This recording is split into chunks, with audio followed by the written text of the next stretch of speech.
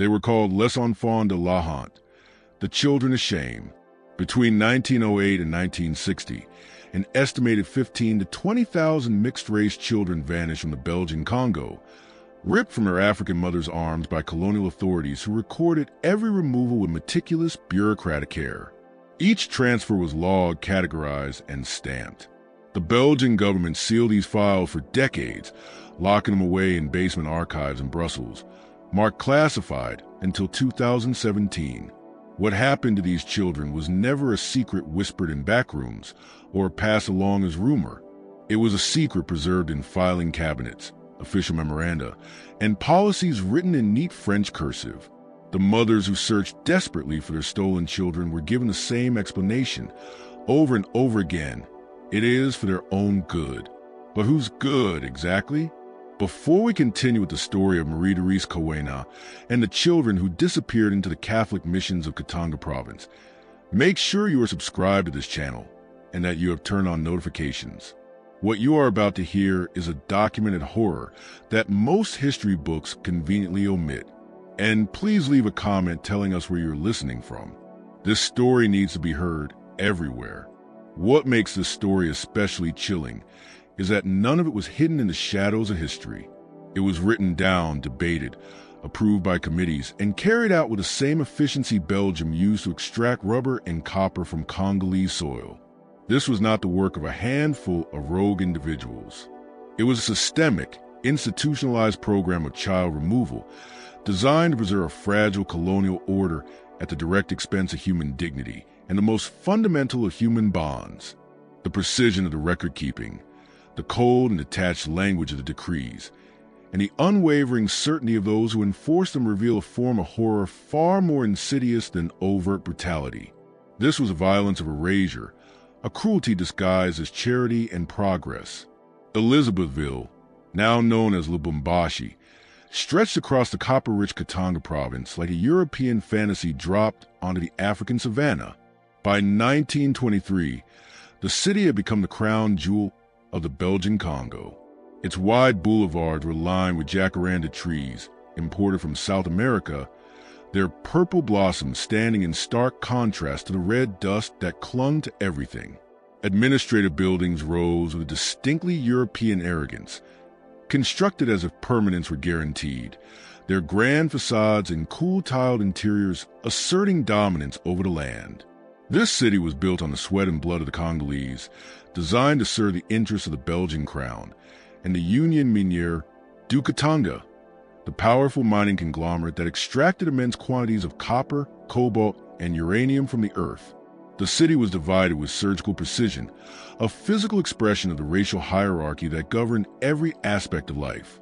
The European quarter, with its manicured gardens, tennis courts, and exclusive social clubs, occupied the higher ground where the air was cooler and less choked by dust from the mines. Belgian families lived there in relative luxury, waited on by a small army of African servants.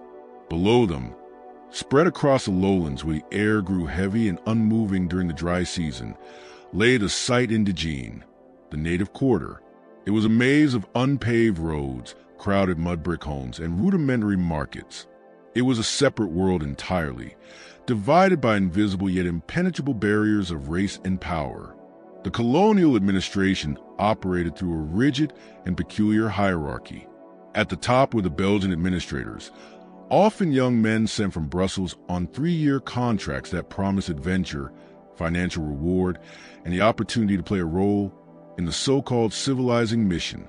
Beneath them were the agents territorials, lower-level officials tasked with managing the daily brutality of colonial rule, enforcing labor quotas, collecting taxes, and maintaining order through intimidation and force.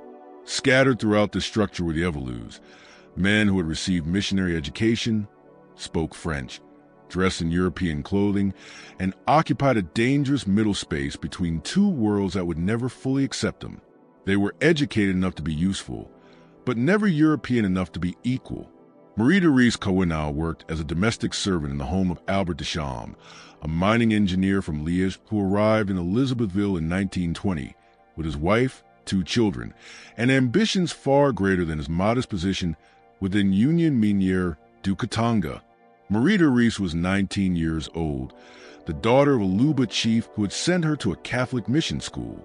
There, she learned to read French, embroider fine linens, and believed that education would be her path to a better future, a bridge to opportunity.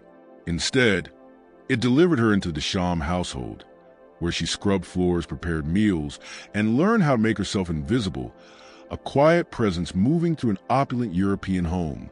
In colonial households, invisibility for young African women was an illusion. They existed in a strange state of contradiction, simultaneously overlooked and constantly observed. Their bodies were considered inferior, yet accessible. Their humanity was acknowledged only enough to make them useful, never enough to protect them. Marita Reese moved through the Desham home with restrained dignity, her eyes lowered, her movements deliberate and precise. She understood the unspoken rules: never meet a European's gaze, speak only when addressed, anticipate every need before it was expressed. Yet beneath her calm exterior, resentment simmered. She had been taught to dream, to believe in the promise of education, only to find herself trapped in a different, quieter form of bondage. Albert Desham was a man of average height and unremarkable appearance, but he carried an inflated sense of importance that grew stronger with each year he spent in the Congo. He did not see his African staff as individuals, but as extensions of his household, tools meant to ensure his comfort. His interactions with Marita Reese were brief and transactional, often punctuated by a dismissive wave of his hand. His wife, Marguerite, was a woman of sharp features and even sharper opinions, meticulously preserving the illusion of European civility in the heart of Africa. She ruled her household with an air of constant dissatisfaction, always finding fault, always reminding her servants of their supposed inadequacies. She was especially vigilant when it came to maintaining racial boundaries, acting as a silent enforcer of colonial order within her own walls. By March of 1924, Marita Reese was pregnant. The subtle changes in her body, the nausea she tried desperately to hide, did not escape Marguerite's attention.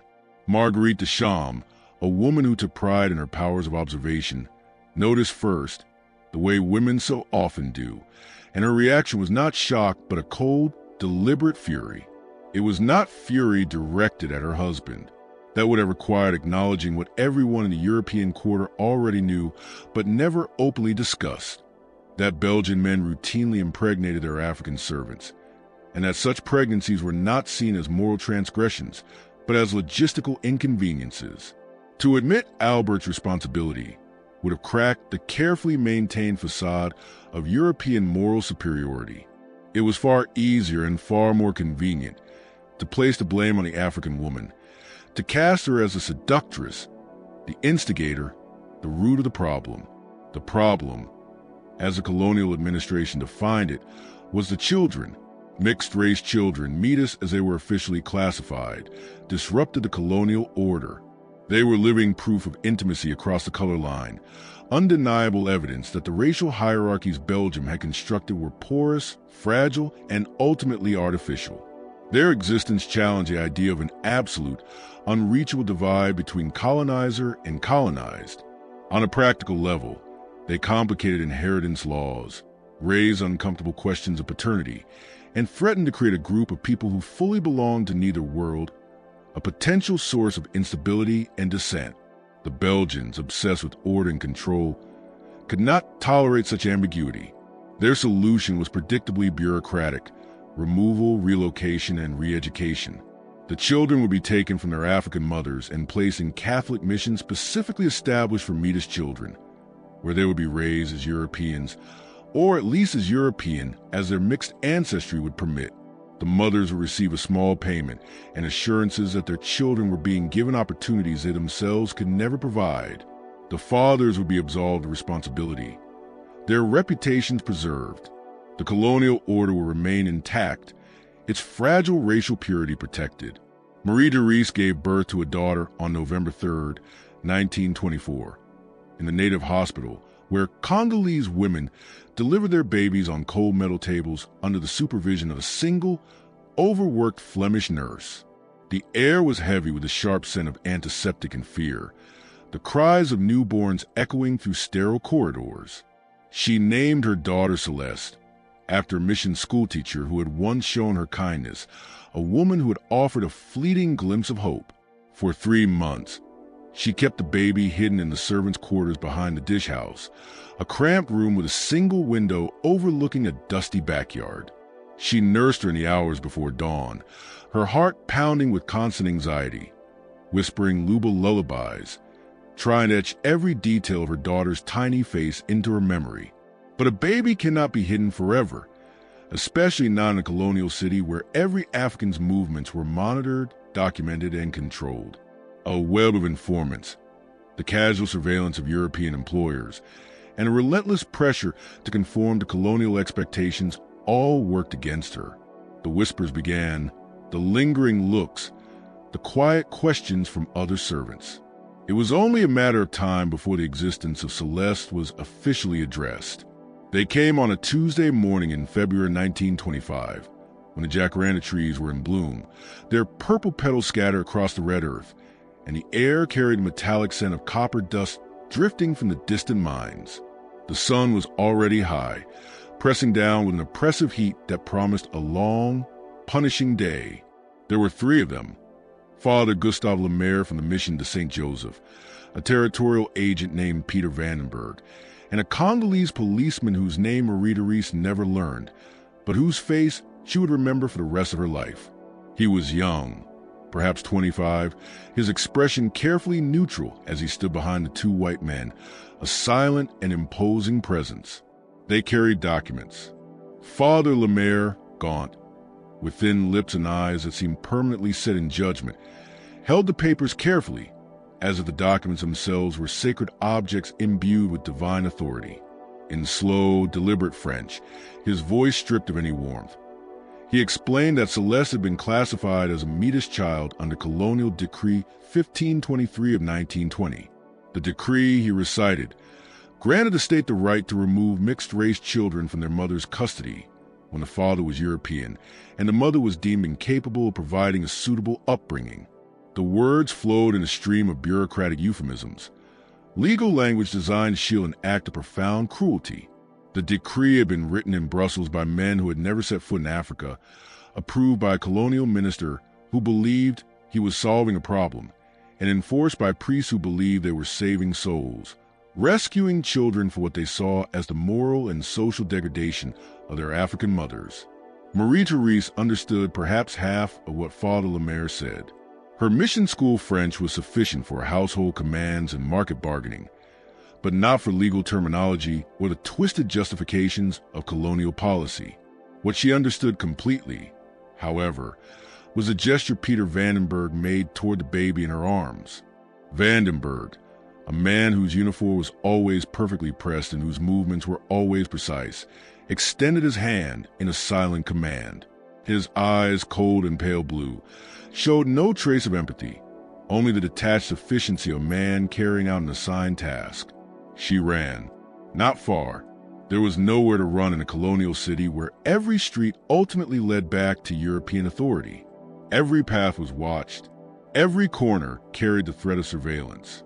But she ran far enough to force them to chase her through the servants' quarters past. The outdoor kitchen where the cook, a woman named Adissa, was preparing breakfast, her eyes wide with silent horror. Marie-Therese burst into a narrow alley behind the property where laundry hung from lines, flapping like distress flags in the hot breeze, and chickens scattered at her approach, squawking in protest. She made perhaps 50 meters, her bare feet pounding against the dusty ground. Celeste clutched tightly to her chest before the Congolese policeman caught up to her. His grip on her arms was unexpectedly gentle. His voice was low and urgent as he spoke in Swahili, a language the 2 white men did not understand. Don't make this worse. They will take her anyway. Don't make them hurt you too.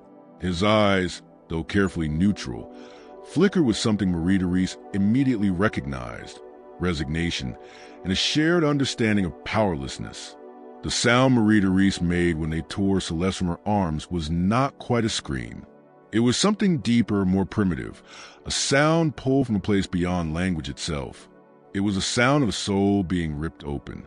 Adissa would later tell the other servants that she had never heard anything like it, that it sounded like something breaking that could never be repaired, a sound that followed her into her dreams for years afterward. Father Lemaire held the baby awkwardly, his arms stiff and uncertain, and used the infants, while Vandenberg produced another document, a receipt in essence, acknowledging that one Metis female child, approximately 3 months old, had been transferred from the custody of Marie-Therese Colonial to the mission to St. Joseph for proper Christian upbringing. He offered her a pen to sign. When she refused, her hand shaking too violently to grasp it, he signed the document himself, marking her signature line with an X, as though her literacy were assumed, her consent irrelevant, her very existence reduced to a procedural formality. They'd paid her 200 francs.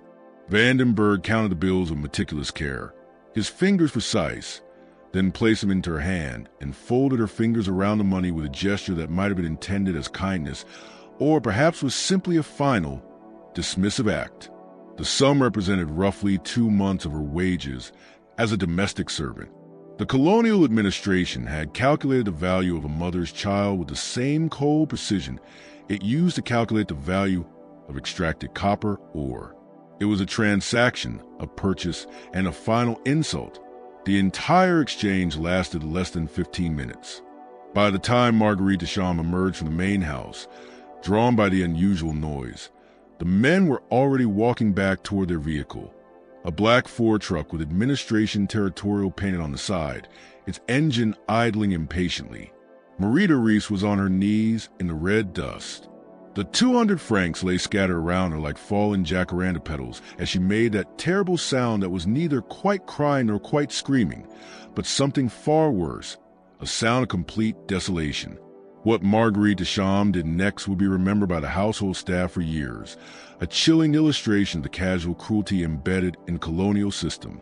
She walked past Marie-Therese without a word, her face a mask of indifference, returned to the house, and rang the bell for morning tea, as if nothing out of the ordinary had happened, as if the removal of an African woman's child were so common, so expected, so utterly unremarkable that it did not even deserve acknowledgement.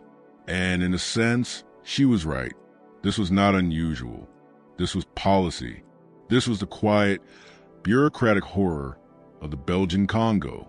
The mission to St. Joseph lay 15 kilometers outside Elizabethville, a cluster of whitewashed buildings baking beneath the relentless Katangan sun. It was reachable only by a rutted dirt road that became an impassable quagmire during the rainy season, effectively isolating it from the city. Established in 1922 specifically to house Metis children, the mission was funded through a combination of colonial government subsidies and donations from Belgian Catholic organizations that believed they were supporting civilizing work in what they called Darkest Africa.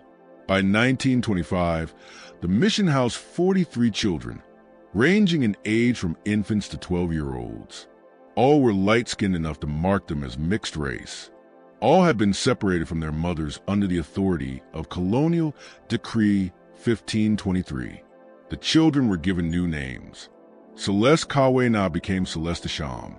The father's surnames were assigned whether men acknowledged paternity or not, a perverse form of recognition.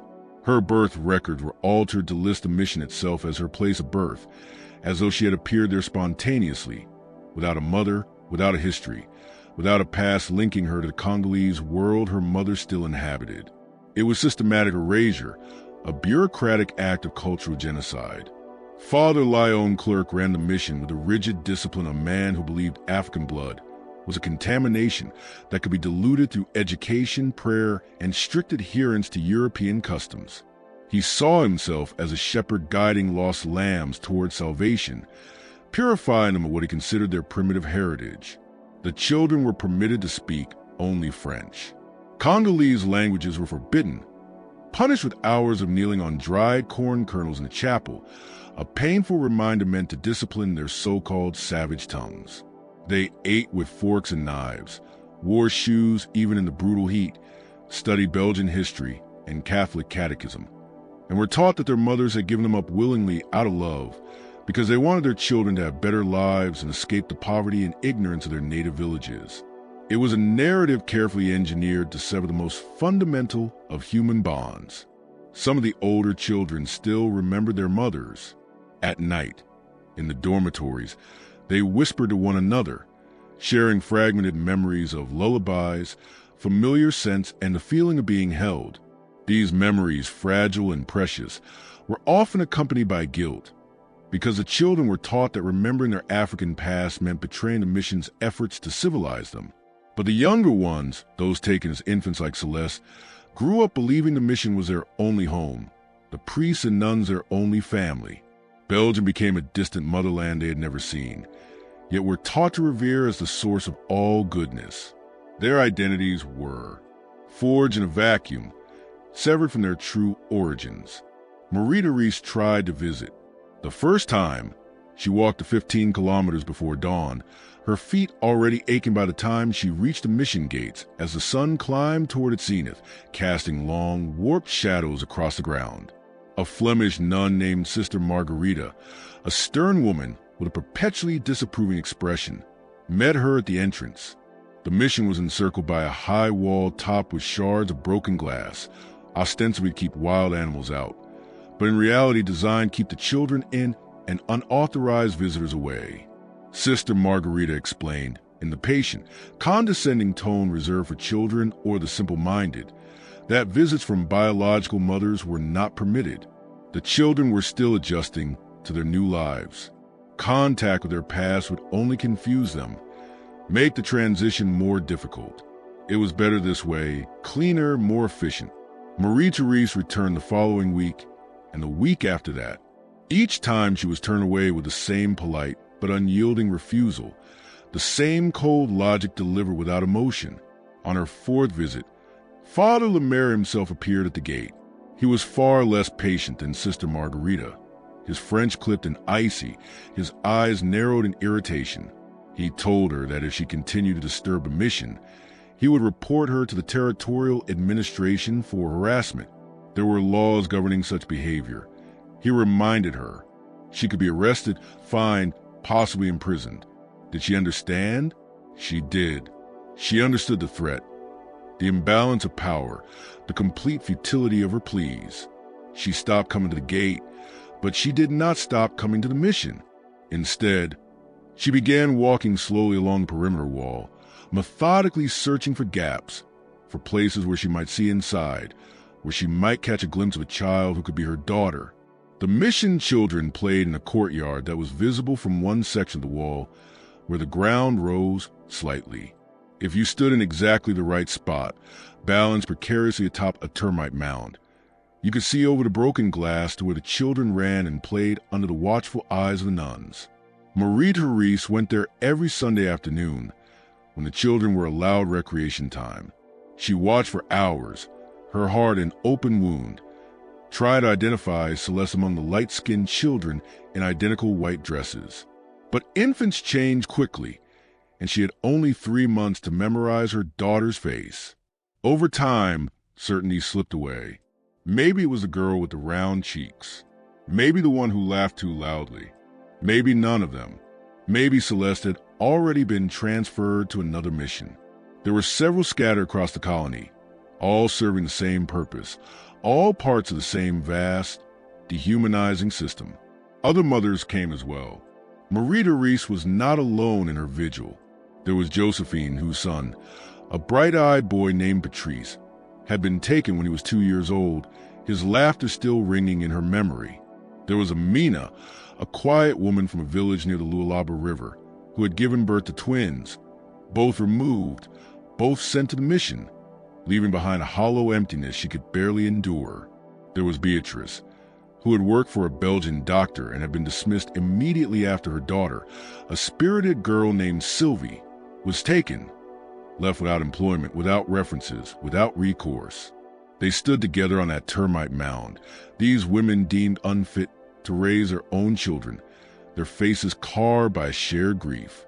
They watched the mission courtyard as if it were a window into a world they were no longer allowed to enter, a world that had stolen their futures. The colonial administration did not see this as cruelty. They saw it as progress. In Brussels, officials wrote glowing reports about the Matei Program, praising its efficiency, its humanitarian intent, its success in preventing the emergence of a problematic mixed-race underclass. The children, they claimed, were being saved from lives of poverty and confusion, raised as Christians and educated as Europeans. While their mothers were spared the burden of children they were supposedly incapable of caring for. Everyone benefited. The system worked. It was a perfectly self-justifying machine of human separation. But systems built on the belief that some people's children belong to the state have a way of expanding, of finding new categories of children who need saving, new reasons mothers are declared unfit, new justifications for separation. By 1930, the mission to St. Joseph housed more than 100 children. By 1935, 3 additional missions had been established across Katanga province alone. Each was dedicated to the same purpose. Each stood as a silent monument to stolen childhoods. The program expanded, standardized, became more efficient. The colonial government began requiring all Matei's children to be registered at birth. Mothers were identified. Fathers documented when possible. Territorial agents were quietly given quotas. Not officially, of course. But everyone understood that locating and removing Matei's children was part of the job, a measure by which loyalty to the colonial order was judged. And Marie-Therese, who had once believed education would save her, who had trusted the priests and the promises of the mission school, learned a different lesson entirely, that the same institutions that taught her to read and write could also teach her that her love for her child mattered less than colonial policy, that her motherhood was conditional, revocable, subject to the approval of men who would never see her as fully human. She kept the 200 francs. She never spent them. She stored them in a small cloth pouch hidden beneath the floorboards of whatever room she happened to be living in, moving the money with her whenever she changed employment, whenever she moved from one household to another, when she eventually left Elizabethville altogether. The bills grew soft with age, the ink slowly fading. But she kept them as evidence, as proof, as a reminder of the price the Belgian government had placed on her daughter, a constant, tangible ache she carried in her heart. If this story is sending chills down your spine, share this video with someone who loves dark mysteries. Press like to support this channel, and don't forget to subscribe so you never miss stories like this. Let's uncover together what happens next. In 1936, something shifted. A subtle tremor ran through the rigid structures of the mission to St. Joseph.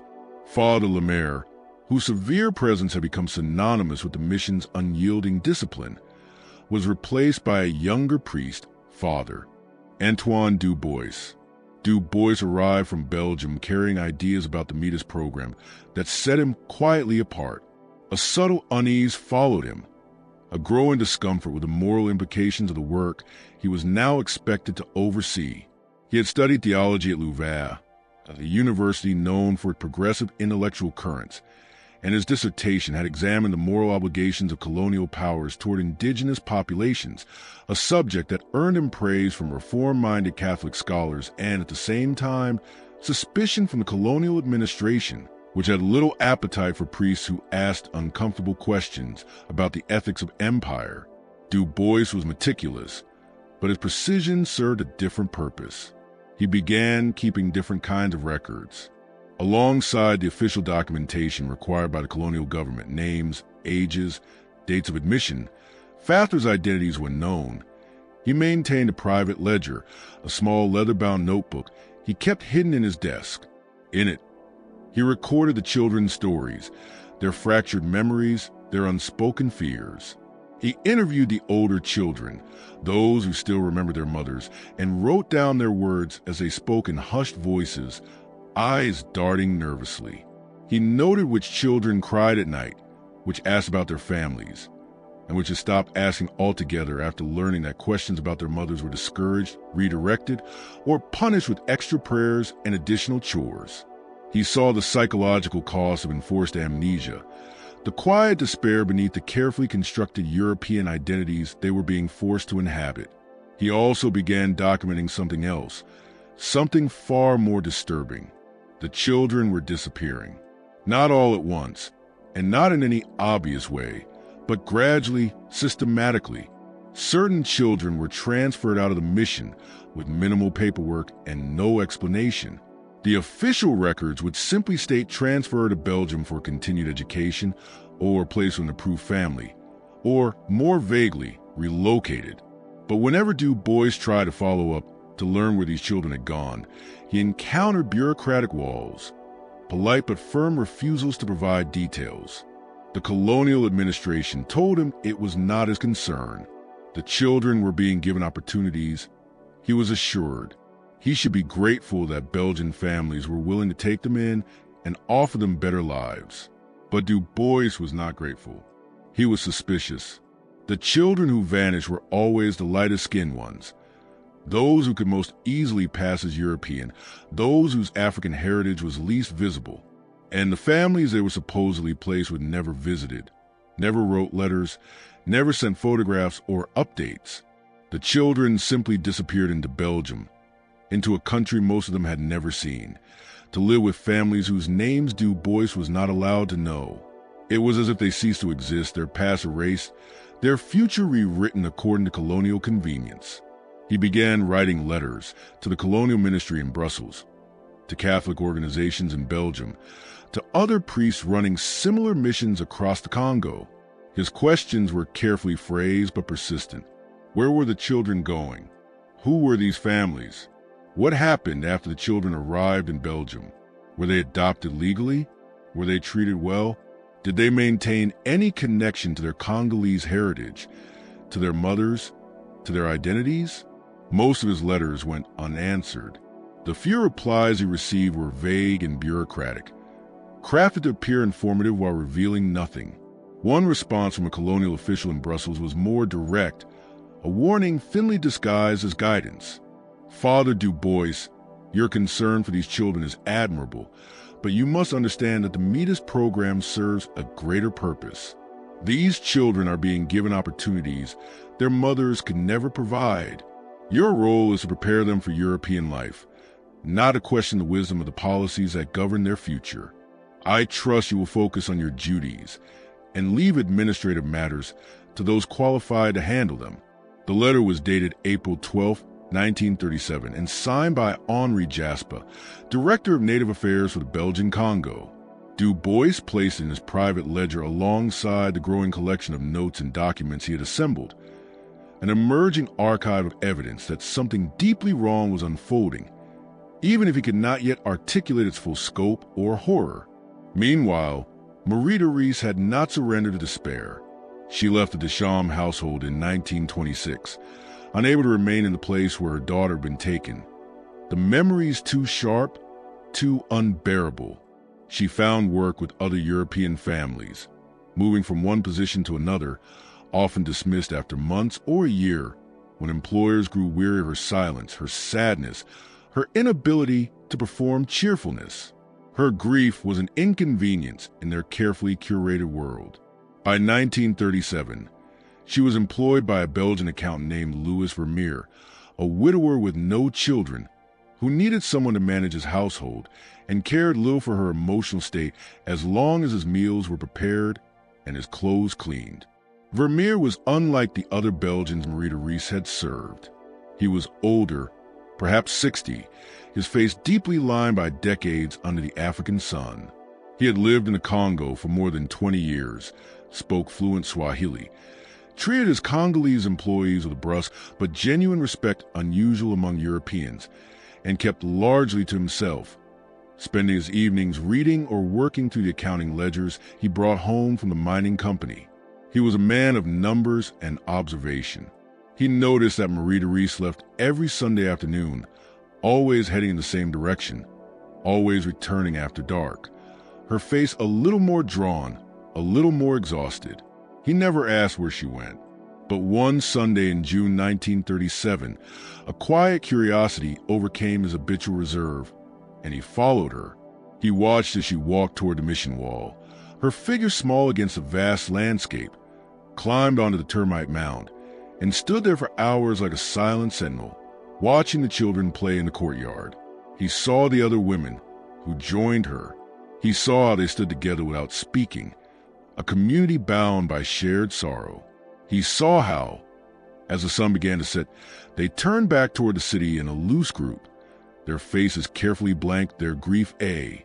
Father Antoine Du Bois had arrived from Belgium carrying a different set of convictions about the Matei Program, along with quiet but persistent unease about the moral weight of the work being done under its banner.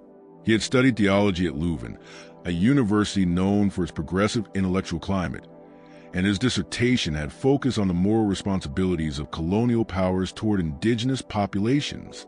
That work earned him cautious praise from progressive Catholic scholars and equal suspicion from the colonial administration, which had little interest in priests who raised uncomfortable questions about the ethical foundations of imperial policy. Du Bois was meticulous by nature, but his precision served a purpose that extended far beyond routine administration. Alongside the official records required by the colonial government, names, ages, dates of admission, and father's identities when known, he began keeping a separate set of notes. He maintained a private ledger, a small leather-bound book hidden in his desk, where he recorded things that never appeared in official files. In its pages, he wrote down the children's stories, their broken memories, their fears left unspoken. He interviewed the older children, those who still remembered their mothers, listening as they spoke in hushed voices, eyes flicking nervously toward doors and windows. He noted which children cried at night, which ones asked about their families, and which had stopped asking altogether after learning that questions about mothers were discouraged, redirected, or punished with extra prayers and additional chores. Du Bois saw the psychological damage this enforced forgetting caused, the quiet desperation beneath the carefully constructed European identities the children were expected to adopt. And over time, he began documenting something even more disturbing. Children were disappearing. Not suddenly, not all at once, but gradually and methodically. Certain children were transferred away from a mission with minimal paperwork and no real explanation. Official records blandly stated that they had been transferred to Belgium for further education, placed with approved families, or simply relocated. But whenever Du Bois tried to trace their whereabouts, he met bureaucratic stone walls and polite, but firm refusals to provide details. The colonial administration told him it was none of his concern. The children were being given opportunities. He was told he should be grateful that Belgian families were willing to take them in and offer them a better life. Du Bois was not grateful. He was suspicious. The children who disappeared were always the lighter-skinned ones, the ones who could most easily pass as European, whose African heritage was least visible. The families they were supposedly placed with never visited, never wrote, never sent photographs or updates. The children simply vanished into Belgium, into a country most of them had never seen, to live with families whose names Du Bois was not permitted to know. It was as if they had ceased to exist, their past erased, and their future rewritten according to colonial design. He began writing letters to the colonial ministry in Brussels, to Catholic organizations in Belgium, and to other priests running similar missions across the Congo. His questions were carefully phrased but persistent. Where were the children being sent? Who were these families? What happened to the children once they arrived in Belgium? Were they legally adopted? Were they treated well? Did they retain any connection to their Congolese heritage, to their mothers, to their identities? Most of his letters went unanswered. The few replies he received were vague and bureaucratic, offering just enough information to appear responsive while revealing nothing of substance. One letter from a colonial official in Brussels was more direct, though still couched in formal language that barely concealed its warning. Father Du Bois, it read, your concern for these children is admirable, but you must understand that the Matei Program serves a greater purpose. These children are being offered opportunities their mothers could never provide.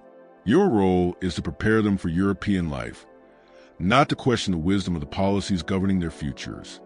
I trust you will focus on your duties and leave administrative matters to those qualified to manage them. The letter was dated April 12, 1937, and signed by Henri Jasper, Director of Native Affairs for the Belgian Congo. Du Bois placed it in his private ledger alongside the other documents he had collected, a growing archive pointing to something profoundly wrong, even if he could not yet fully articulate scale or horror. Meanwhile, Marie Teasy had not surrendered to silence. She had left the Duchamp household in 1926, unable to continue working in the place where her daughter had been taken. The memories were too raw, the loss too close. She found work with other European families, moving from one position to another, often dismissed after months or a year when employers grew weary of her quiet demeanor, her sadness, her inability to perform happiness on demand. Her grief was an inconvenience in their carefully ordered lives. By 1937, she was working for a Belgian accountant named Louis Vermeer, a widower with no children who needed someone to manage his household and cared little about her emotional state as long as his meals were prepared and his clothes were clean. Vermeer was unlike the other Belgians Marie had worked for. He was older, nearly 60, his face marked by decades under the African sun, and had lived in the Congo for more than 20 years. He spoke fluent Swahili, treated his Congolese employees with blunt, almost uncomfortable respect, and kept mostly to himself, spending evenings reading or working to the ledgers he brought home from the mining company that employed him. He was a man of numbers, facts, and quiet observation. He noticed that Marie left every Sunday afternoon, always heading in the same direction, always returning after dark, her face more drawn, her posture heavier with each passing week. He never asked where she went, until one Sunday in June 1937, when curiosity overcame his habitual reserve and he followed her. He watched her walk to the mission wall, her figure small against a vast landscape, climb onto a termite mound, and stand there for hours like a silent sentinel, watching the children play in the courtyard. He saw the other women join her, saw how they stood together without speaking, a community bound by shared sorrow. He watched them leave as the sun dipped low, walking back toward the city in a loose group, their faces carefully blank, each woman carrying her grief as a private burden. The next morning, over breakfast, Vermeer asked a single question. His voice was low and free of judgment. "Which one is yours?" Marie looked at him for a long moment, searching his face, trying to determine whether this was a trap, whether an honest answer would lead to punishment or dismissal. 12 years of colonial employment had taught her caution, had taught her that European kindness often came with conditions and unspoken prices. Finally, in careful French, her voice barely above a whisper, she said, "I do not know anymore. They all look the same in those dresses. I think maybe the tall one with the dark hair, but I am not certain." The admission cut deep, the uncertainty a constant, living wound. Vermeer nodded slowly, understanding flickering in his eyes. Then he said something that shifted everything, a simple offer carrying the weight of a lifetime of unspoken pain. "I know someone at the Colonial Archives. If you want, I can find out what happened to your daughter, where she is, if she is still at the mission, or if she was sent somewhere else." It was a lifeline offered in a world that had given her only despair. Despite her deeply ingrained distrust, Marie understood this might be her only chance to learn what had become of Celeste. She nodded once, decisive, and said, "Yes, please." It took Vermeer 3 weeks to obtain the information. His contact at the Colonial Archives was a Flemish clerk named Deke, a nervous man with wire-rimmed glasses who owed him several favors. Vermeer had once helped him resolve complicated inheritance issues involving property, a discreet service that had earned quiet loyalty. Deke was willing to bend the rules on confidential files, his fear of displeasing Vermeer outweighing his fear of colonial authority. He located Celeste's records, copied them meticulously by hand, and passed them to Vermeer in an envelope marked personal correspondence, a flimsy disguise for a devastating truth. What Vermeer read made him physically ill. Celeste Duchamp, born November 3, 1924, admitted to the mission of St. Joseph on February 17, 1925, had been transferred to Belgium on August 4, 1932. At the age of 7, the documents listed her destination as the orphanat St. Clair in Bruges and stated that she had been placed there under the Matei Repatriation Program, an initiative designed to relocate light-skinned mixed-race children to Belgium so they could be fully integrated into European society. The language was coldly clinical, stripped of any trace of humanity. There was more. Attached was a medical assessment dated July 1932 that classified Celeste as suitable for European placement due to minimal negroid features. The report included precise measurements, skull circumference, nose width, skin tone compared against a standardized color chart, and concluded that she could pass as European with proper training and documentation. It was scientific racism rendered as policy, a calculated evaluation of a child's body to determine her eligibility for erasure. The file also contained a new birth certificate issued by the Belgian colonial government, listing Celeste's birthplace as Bruges, Belgium, and her parents as unknown.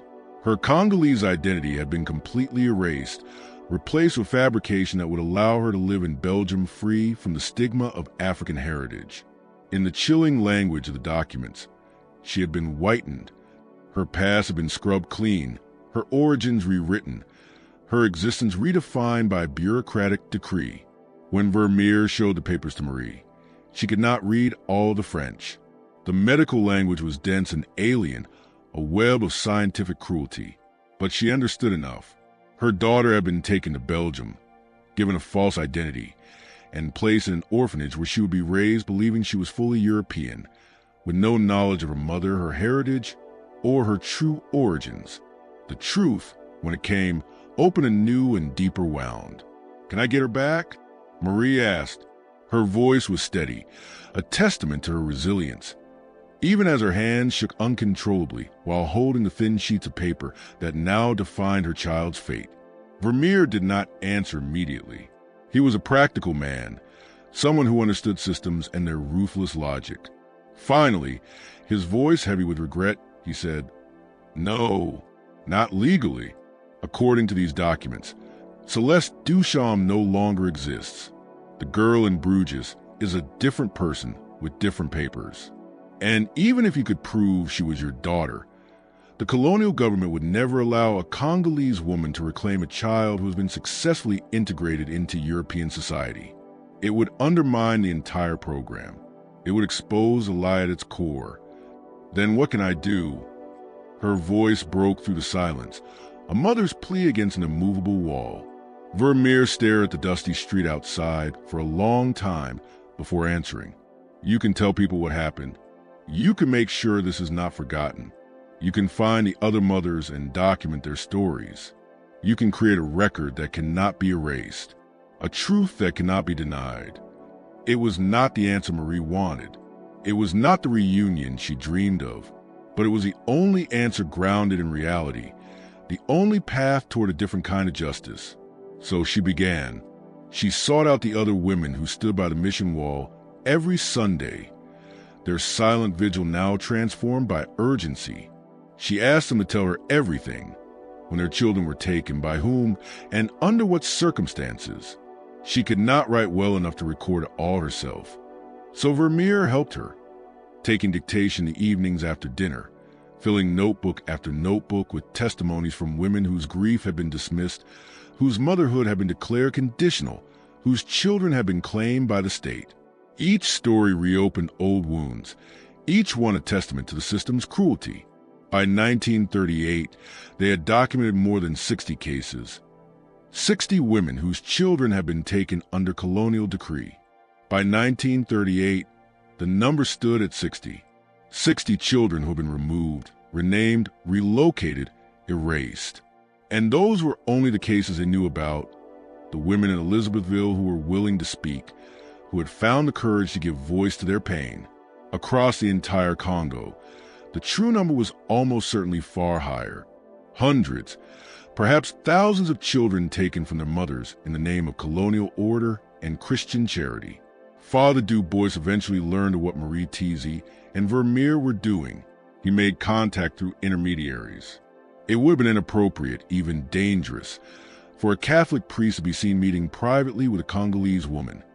Such a breach of colonial norms would have raised immediate suspicion.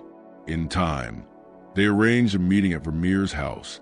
Hidden by darkness, Du Bois arrived carrying his private ledger, the careful record children who had vanished from his mission. Marie brought her notebooks, filled with the raw, unfiltered testimonies of grieving mothers. They compared notes, cross-checked names and dates, and slowly realized they were documenting the same system from different directions. Two independent streams of evidence converging into a single, horrifying truth. "This isn't only happening at my mission," Du Bois said, his voice tight with anger and despair. "This is policy. This is organized. It's happening across the entire colony, and it has been for years. This is a deliberate act of the state. Can you stop it?" Marie asked, her eyes locked on his, a fragile hope flickering beneath her exhaustion. Du Bois looked at her with an expression shaped by shame and helplessness. "I am one priest. The colonial government does not answer to me. The church hierarchy supports the Matei Program. They see it as missionary work, as saving souls, as something noble. If I speak too loudly, I will be removed and replaced by someone who won't ask questions, someone who will simply follow orders."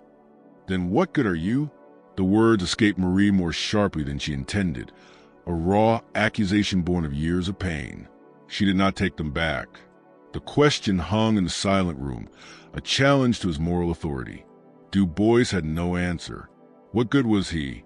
What good was any of them?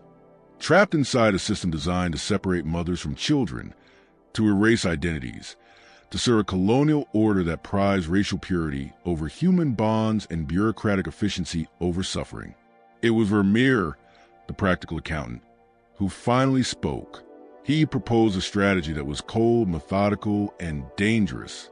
"We document everything," he said. "Every case we can find, every child taken, every mother who lost one. We create a record so complete, so detailed, that it cannot be ignored or denied. Then we send copies to Belgium, to newspapers, to Catholic organizations, to politicians who might care. We make it public. We force them to confront their own policies." They all understood the risk. Criticizing colonial policy could lead to arrest, deportation, or worse. The administration did not tolerate dissent, especially from Europeans who aligned themselves with the colonized. But it was the only plan they had, the only weapon available against the vast, impersonal machinery of a state. So they continued quietly, carefully, accumulating proof of a program that was legal, documented, approved at the highest levels of the Belgian colonial administration, and profoundly, irredeemably cruel. The notebooks grew thicker. The testimonies multiplied. Each page stood as evidence of a stolen life, a broken family. Just when it seemed they had uncovered the full extent of the horror in Katanga province, the reality grew darker still. In March 1939, as the shadows of war stretched across Europe, Vermeer sent a package to Brussels. It was heavy, thick with copied documents, Marie's meticulously recorded testimonies, Father Du Bois's private ledger detailing the disappearances, official transfer papers, medical assessments describing the whitening process, everything they had gathered. He addressed it to a journalist named Paul-Henri Spark, who worked for La Voix, a major Belgian newspaper, and who was known, cautiously, for investigating colonial abuses. The parcel included a carefully worded cover letter written by Vermeer. It explained the Matei Program, the scale of child removals, and the systematic erasure of Congolese identities, framing it as a matter of grave public interest and moral urgency. Spark received the package in April. He was an experienced journalist, accustomed to the sensitivities and complexities of colonial affairs. Yet even he was shaken by the sheer volume and chilling precision of the evidence. He read through the reports, discreetly verified what he could through his own contacts within the colonial administration, and began drafting an expose, a devastating indictment of a policy wrapped in the language of benevolence. Before he could publish, before the truth could reach the Belgian public, two impeccably dressed men arrived at his office. They identified themselves as representatives of the Ministry of Colonies. Their manner was polite, their voices calm and controlled, but their message was unmistakable. Publishing such a story, they explained, would be unwise. It would damage Belgium's international reputation, already strained by growing anti-colonial sentiment. It could undermine colonial authority and potentially incite unrest in the Congo at a time when global stability was critical. Surely, they said, Monsieur Spark, a man of intelligence and patriotism, understood the delicate nature of colonial governance. Surely he could see that this was not a story that served the public interest, but one that threatened the very foundations of the Belgian Empire. Spark was committed to truth, but he was also pragmatic. He understood the power of the state and the consequences of defying it. He did not publish the story. Instead, he filed the documentation away, carefully labeled, consigning the truth to silence. The material was marked sensitive, held for future consideration. The exposé, the culmination of so much pain, courage, and relentless effort, would remain unpublished for another 78 years, gathering dust in a forgotten archive, a quiet testament to the power of official suppression. In Elizabethville, the consequences were immediate and devastating. In June 1939, Father Du Bois was abruptly transferred to a remote mission in Equateur Province, more than 1,000 kilometers away, deep in dense rainforest. There, he would spend the remainder of his career ministering to a small village with no Matei children and no access to colonial archives. The message was unmistakable. This was punishment for inconvenient curiosity. His private ledger, the meticulous record of stolen lives, vanished during the transfer. Confiscated, he assumed, though no one ever acknowledged taking it. Its contents were absorbed into the vast, silent machinery of the state. Vermeer was not arrested, but his contract with the mining company was quietly allowed to expire. He was given 3 months to settle his affairs and return to Belgium, his usefulness to the colonial project deemed complete. He offered to take Marie TZ with him, to help her search for Celeste in Bruges, a desperate last attempt at reunion. But they both knew it was impossible. A Congolese woman traveling to Belgium with a white man would provoke questions neither could safely answer, questions that would expose them to suspicion and danger. And even if she reached Bruges, even if she found the orphanage, what then? Celeste would be 14 years old, raised as a European, with no memory of her mother and no knowledge of her Congolese heritage. Would Marie introduce herself? Would she try to reclaim a daughter who had been taught that her African blood was something to be hidden, corrected, erased? The thought was another sharp agony, the realization that even finding her child might mean losing her forever. In August 1939, Louis Vermeer left the Congo. He gave Marie all the documentation they had gathered, the notebooks filled with testimonies, copies of official records, and enough money to survive for several months. He promised to continue searching for information about Celeste from Belgium and to write if he learned anything.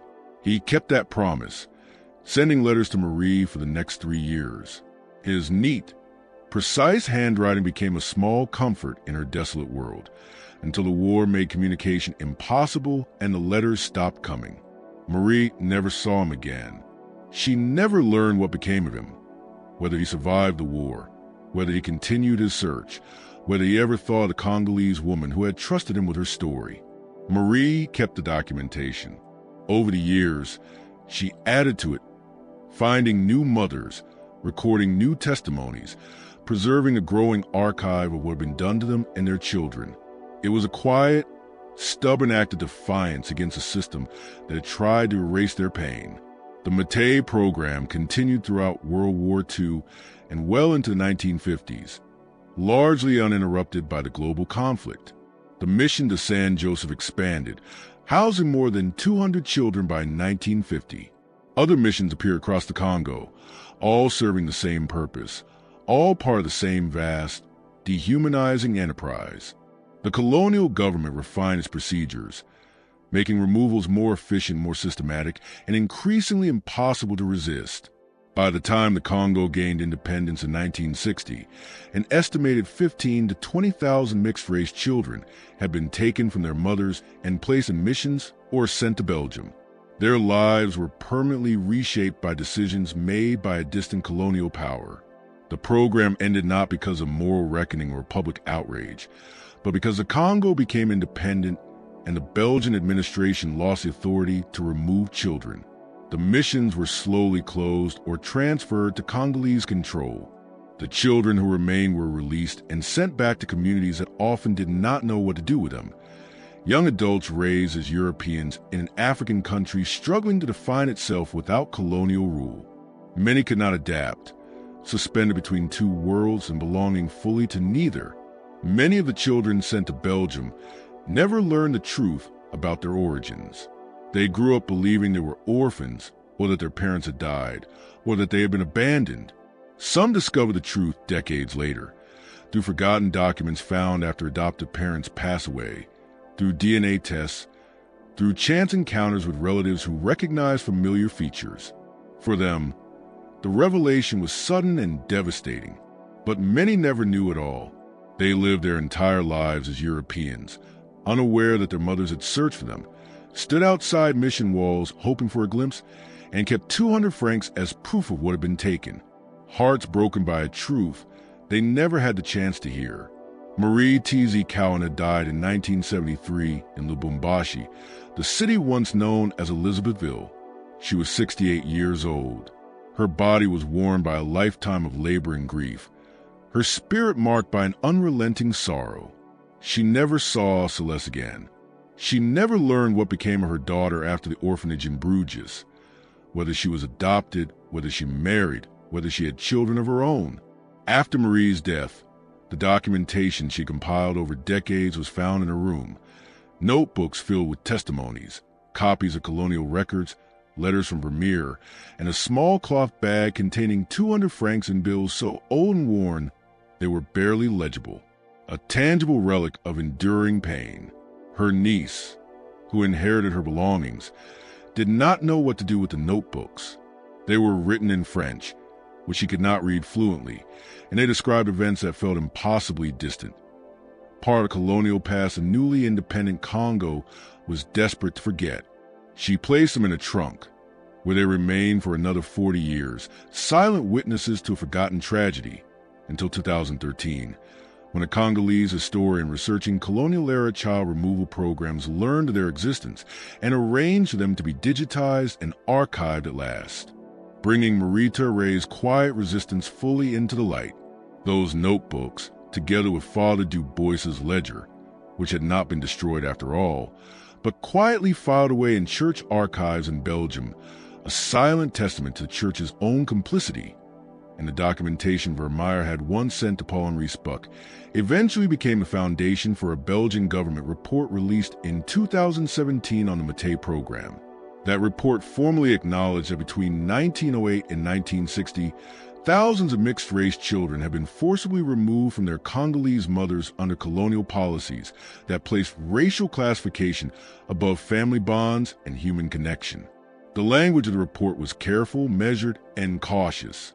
It spoke of regrettable practices, of policies that failed to meet contemporary human rights standards, of actions carried out with good intentions but resulting in harmful outcomes.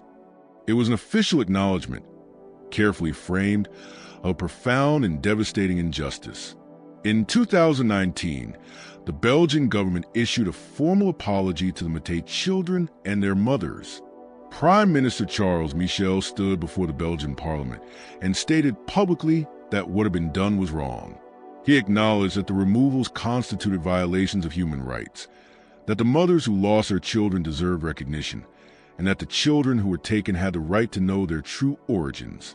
The moment was historic. International media covered it extensively. Human rights organizations praised it as a long-overdue reckoning with a dark and painful chapter of history. But apologies do not return stolen children. They do not restore the years that were taken, do not mend broken bonds, do not erase the trauma of forced separation. They do not bring back Marita Kawena, who died without ever knowing what became of her daughter. They do not help Celeste S., if she is still alive, to learn whether she ever discovered her real name, whether she ever learned that her mother did not abandon her, but had her torn away by men armed with documents decrees, and an unshakable belief that they were doing what was right.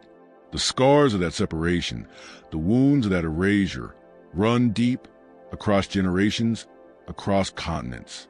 The Matei Program was not a hidden conspiracy. It was not carried out in secrecy or darkness by rogue individuals.